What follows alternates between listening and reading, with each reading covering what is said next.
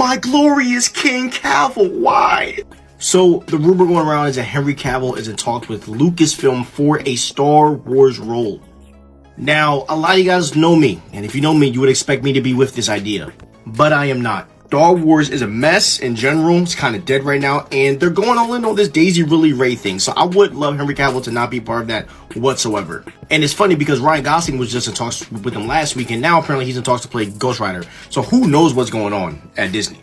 But Henry Cavill, you got your Warhammer thing going on. I really want to see that. Just do that. You know what I mean? Don't commit to Star Wars. Massive buzz about Henry Cavill reportedly being in talks to play a villain in an upcoming Star Wars project. But here's the twist. Cavill isn't one to play by Hollywood's rules. He's walked away from roles before when studios disrespected the fans and the source material. We saw it happen with The Witcher, and again with Superman. If Disney tries to push their usual agenda, Cavill might just walk away from Star Wars too. However, if they let him do things right and respect the franchise's original spirit, this collaboration could be a game changer. The big question is, has Disney learned from past mistakes, or would they try to control Cavill, potentially driving him away as they have with others? Let's break it all down.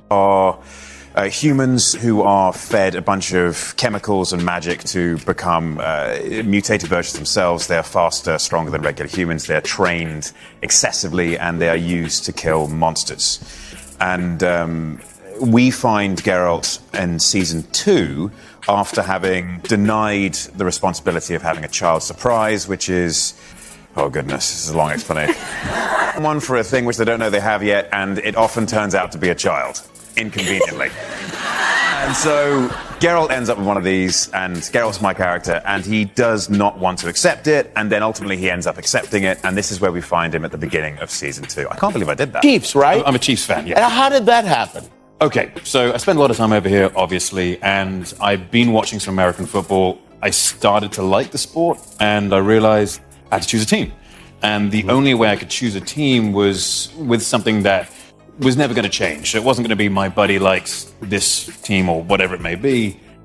So I figured the one thing which won't ever change in my life is the Superman aspect of it. And I figured Superman's from Kansas. The Chiefs, people in Kansas support the Chiefs. It just all added up. So you just kind of said like, oh, if Superman was a football fan... oh, he'd definitely be a Chiefs fan. He'd be a Chiefs fan. 100%. And you're probably right. Yeah. Wow, that's weird.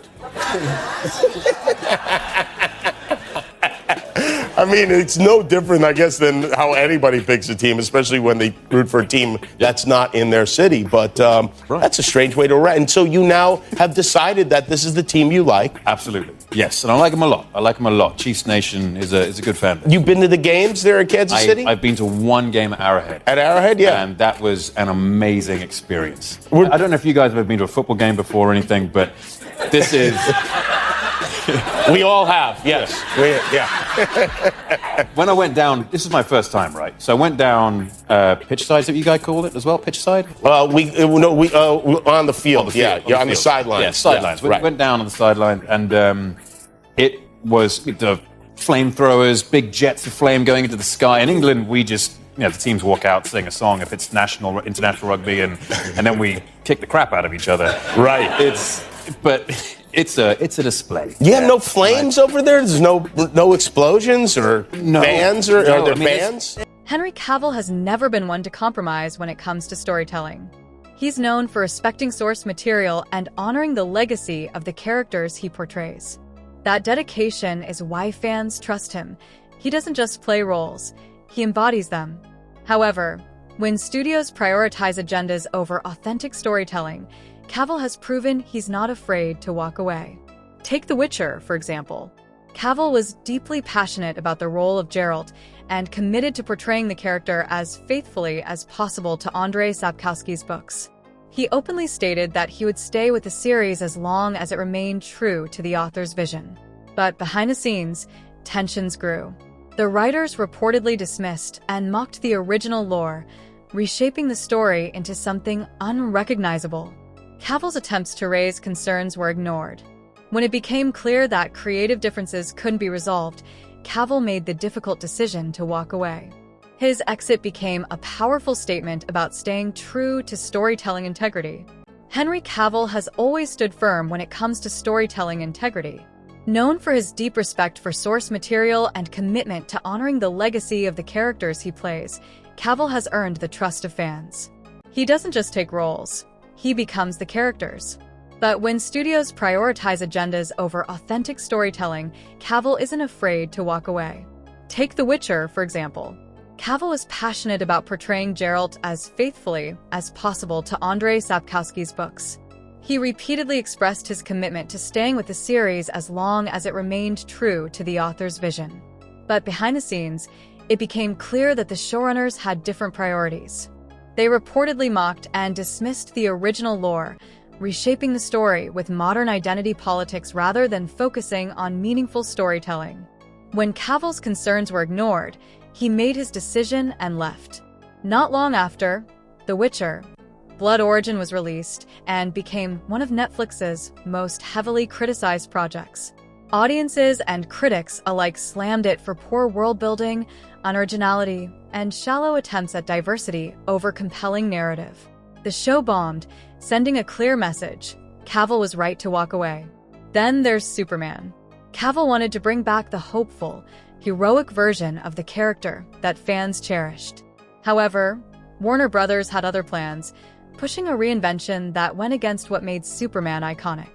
Cavill refused to be part of a watered-down, agenda-driven version of the Man of Steel, stepping away once again.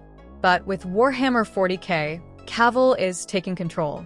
As a longtime fan of the franchise, he's not just acting, he's producing it to ensure the project remains authentic to its brutal, complex universe.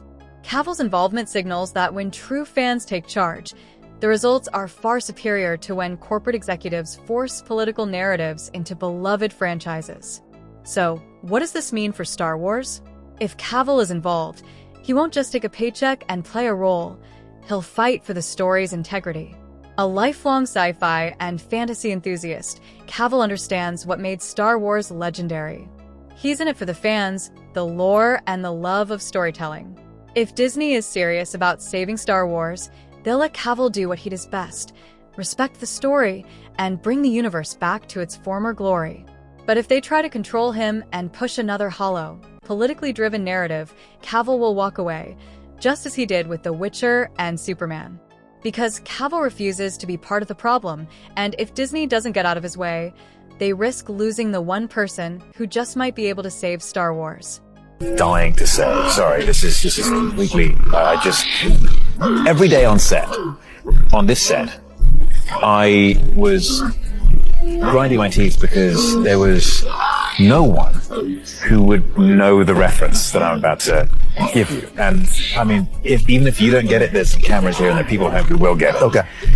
Do you know Warhammer at all? Warhammer 40,000, that kind of stuff? That Not world? the greatest expert. Okay, So that's fine. That's fine. There's people at home who are just gone, oh yeah. yeah, they're leaning in now. Go for it. That chandelier looks like a Blackstone fortress. Are you really a nerd? Because I know you don't look like a nerd. You look like the opposite of a nerd. Right. You look like the quarterback or even, the offensive lineman or something like that. You're a big, handsome, muscular guy. And yet, you have hobbies, the hobbies of a nerd. Would you... I do. I'm told are very involved with, and this is... What is this thing you're painting? It's a helmet, a very small helmet. And this is the full figure... And that is a body attached to the helmet. to the helmet. You painted this. I did. And then you play with it? You paint many of them, and then you play with them with other people. How many did you paint? Well, like more than one? It's within the confines of the hobby. We call it our grey pile of shame. You grey pile of shame? Yeah, because they start off grey, and I have a very large grey pile of shame. Are they metal or are they plastic? They are plastic. They used to be metal, but now they're all plastic. Had a great physio in Florida and just was very careful. I didn't try to do anything silly, didn't try and work on it too early. I left it for as long as possible and just let it recover. I didn't have surgery or anything, so it wasn't terrible.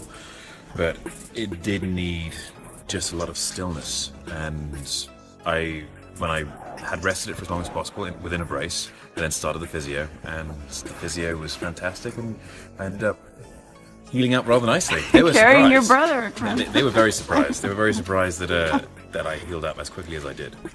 And you did, and some of this rehab, I mean, you were filming 2 movies, and one of them was below 0 temperature.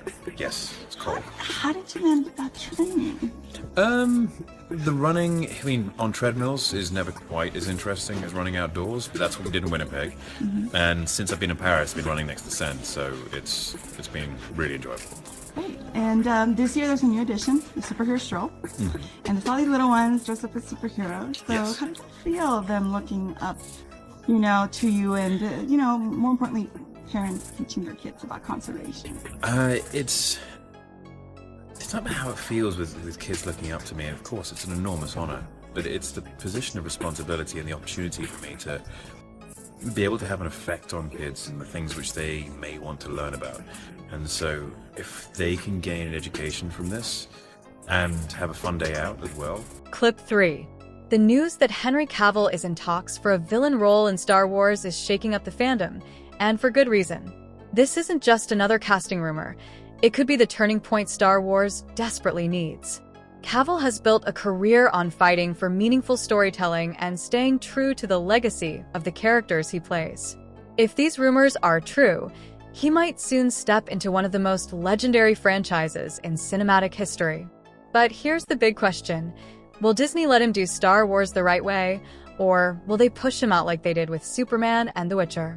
Industry insider My Time to Shine Hello recently revealed that Cavill has been in discussions with Lucasfilm about playing a villain in an upcoming Star Wars project.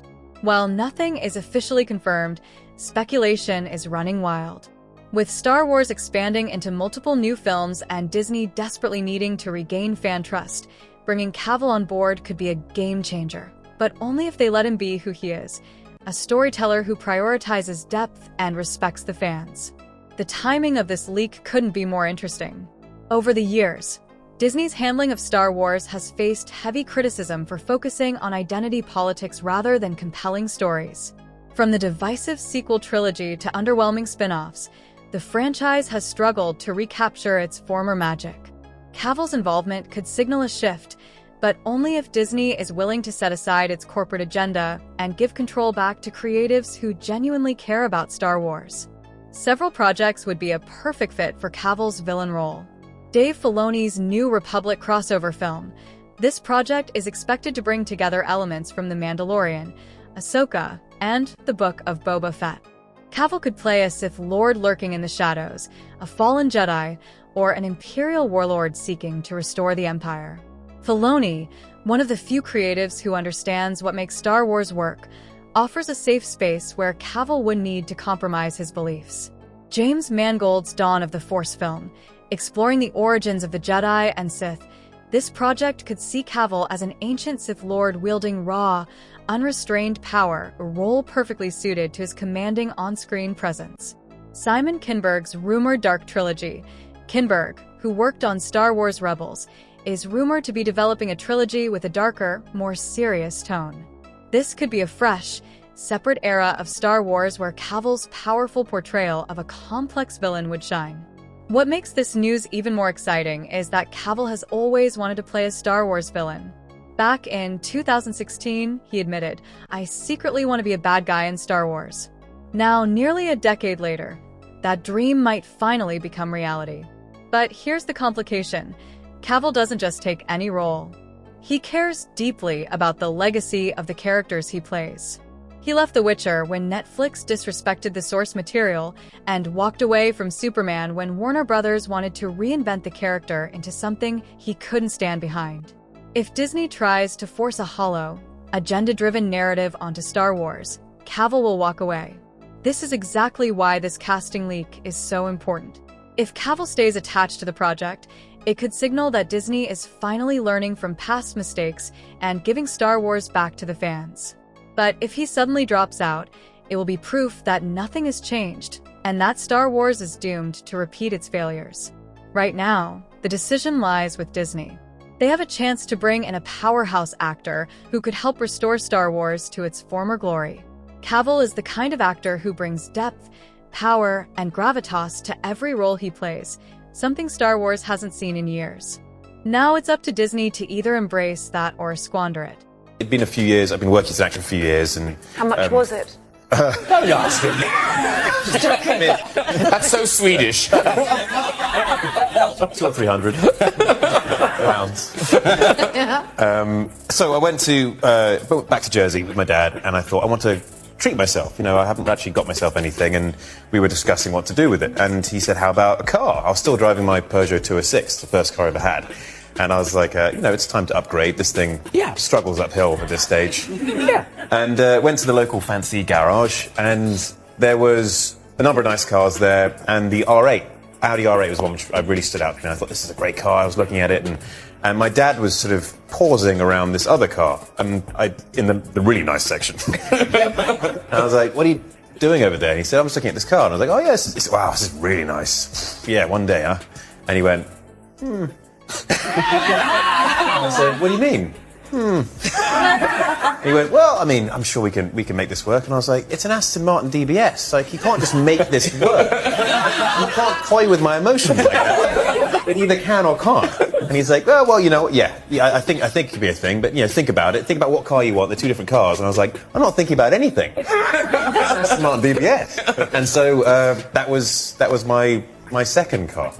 What's it like when you're in your trailer and you're done and you look in the mirror and you're in that costume? Really cool. Are you like, I'm badass? Yeah, I mean, that definitely crosses your mind. I mean, and wearing the contacts was one thing. You had to wear them for 3 hours at a time and then take them out. Yeah. And so it was like, I look really badass, but my eyes hurt a little bit.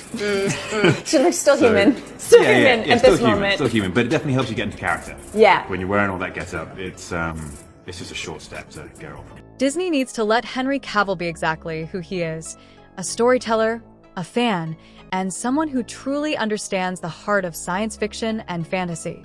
If they try to control him or push him into the same kind of agenda-driven storytelling that has hurt so many beloved franchises, we already know what will happen. Cavill will walk away. And if that happens, Star Wars may never recover. Cavill's rumored involvement in Star Wars is a dream come true for many fans. But there's one major issue: Disney's track record. The studio has been criticized for prioritizing political messaging over good storytelling. Cavill, however, has never been one to compromise on story integrity. If Disney wants to keep him, they'll have to let him do what he does best: prioritize the story and respect the legacy of Star Wars.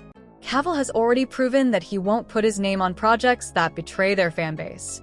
He walked away from The Witcher because Netflix's writers openly mocked and ignored the source material, turning the beloved fantasy series into a hollow, corporate product filled with forced narratives.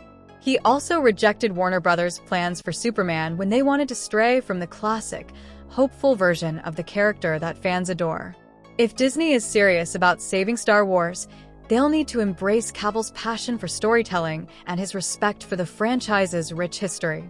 Otherwise, they risk losing a rare actor who genuinely cares about honoring the stories fans love.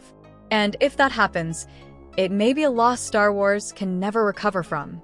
Achieved 3% body fat for your role as Superman. Is that true or false? I never took a body fat reading, but I don't think it was as low as 3%. That's super low. So that's false. That's false. I couldn't even imagine what 3% would possibly That's like be. bodybuilders. That's like for one performance bodybuilders. You can't hold that. Maybe you can, but I probably could. But is it true you consumed 5,000 calories a day for that role? Yes. Try and bulk when up. I was building, 5,000 calories a day. What in the hell were you eating at 5,000 calories a day? A lot. I can't really remember. That was many, many years ago now. That was a Man of Steel, but a lot of it in the post-workout shake. You put coconut milk in there, and it makes everything. You can fit a day's worth of calories into one shake. Oh, so you're not Easy. like rolling through the In-N-Out burger or anything like that? No, unfortunately. I mean, there is a methodology which does that, but you're so fat afterwards that it kind of ruins everything. All right. True or false that you're a huge fan of video games and almost missed being cast as Superman because you almost missed the phone call inviting you to do that because you were too busy playing a video game. Is that a true story? Half true. Yes, I was playing World of Warcraft, and the phone rang. I didn't look at it because I was doing something more important, obviously. And then I looked down at the last second and saw it said Zack Snyder and went for the phone and missed the call. But at that stage, that was him calling me to let me know I had the role. So Okay. it wasn't like, if I didn't answer the call, I don't get the role. Okay, so there wasn't like a plan B. Oh, well, Henry went to voicemail. Yes, he didn't want it. Yeah, that's right. Go get us somebody else. You're fluent in French, conversational in Italian and German, and can order a beer in Czech. True or false? I wish. I speak a little bit of French. I speak more Italian than French. Okay. But again, just a little bit. And a few words in German. And whichever country I go to, I try and learn how to order a beer. Can you order a beer in Czech? I can't remember how to do it now. But you used to be. Yeah. Okay. It would. Yeah, I can't remember right now. Okay. Off the top of my head. We'll get it ready for the next Bond film. And Cavill has consistently stood by the integrity of the characters and stories he believes in. So, what happens if Disney tries to pull the same thing they've done before? If they attempt to force identity politics or shallow, agenda-driven storytelling into this Star Wars project, Cavill won't hesitate to walk away. He's done it before, and he'll do it again. Disney might think their current strategy works, but fans have been begging for real storytelling, not corporate checklists disguised as films. Right now, Star Wars is in desperate need of a course correction. Fans don't want shallow, forced messages. They want to return to classic Star Wars values: heroism, redemption, adventure, and the deep mythological storytelling that made the franchise legendary. Cavill understands that because he's one of them. If Disney is smart, they'll step aside and let Cavill, along with the right creative team, do what George Lucas originally intended: tell an unforgettable story. If they do, this could be the turning point Star Wars desperately needs. If Cavill brings his passion for storytelling to the project, it could signal a massive shift in how Hollywood approaches big franchises. It could prove that audiences want movies that respect the worlds they love, not ones filled with forced political messaging. A successful Cavill-led Star Wars movie wouldn't just revive the franchise, it could bring back the essence of what made Star Wars great in the first place. This could spark a new era of Star Wars films focused on strong characters, timeless themes, and breathtaking adventures, rather than simply pushing Hollywood's latest social agenda. It might even encourage more actors like Cavill to stand up to corporate interference, proving that the fans truly matter. Most importantly, this could force Disney to rethink its entire approach to Star Wars. If they see that a film built on great storytelling succeeds while their past agenda-driven projects continue to be rejected by audiences, they might finally start listening. But it all comes down to one question: will Disney actually let this happen? Henry Cavill has the potential to save Star Wars, but only if Disney lets him. If they try to control him or push the same tired narratives that have been hurting their movies for years, we all know what Cavill will do. He'll walk away. So the choice is Disney's. Do they want to finally give fans what they've been asking for, or will they once again drive away the one person who could restore this franchise? What do you think? Would you want to see Henry Cavill in Star Wars? Do you believe Disney will actually let him do it right, or will they push him away like they've done before?